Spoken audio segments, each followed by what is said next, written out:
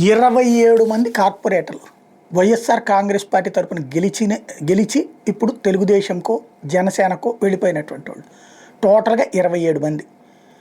YCP ఏం చేసింది, టోటల్గా తన పార్టీ వాళ్ళందరికీ ఇప్పుడు ఉన్నటువంటి 34 ఈ 27 అందరికీ విప్ జారీ చేసింది. ఇప్పుడు మిగిలింది 34 మంది, 27 మంది అటు వెళ్ళిపోయినటువంటి వాళ్ళు కూడా ఆ విప్ ఏమని, ఓటింగ్లో పాల్గొనొద్దు అనేది. ఇప్పుడు వాళ్ళు పాల్గొన్నారు. అవిశ్వాస తీర్మానానికి మద్దతుగా వైసీపీ మేయర్ దిగిపోవడానికి వైసీపీ కార్పొరేటర్లే ఓట్లేశారు.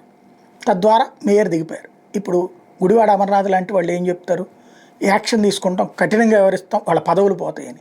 ఎందుకు పోతాయి? వెరితనం కాకపోతే ఎవరు తీసుకోవాలి? కమిషనర్కు కలెక్టర్కి ఇస్తారట, మేయర్కి పంపిస్తారు. మేయర్ వచ్చేది ఎవరు? వాళ్ళ పార్టీ మేయరు. ఆ మేయర్కి అవి మద్దతు అవసరం లేదా? యాక్షన్ ఎప్పుడన్నా తీసుకున్నారా? 23 మంది ఎమ్మెల్యేలని తీసుకున్నప్పుడే దిక్కు మొక్కు లేదు.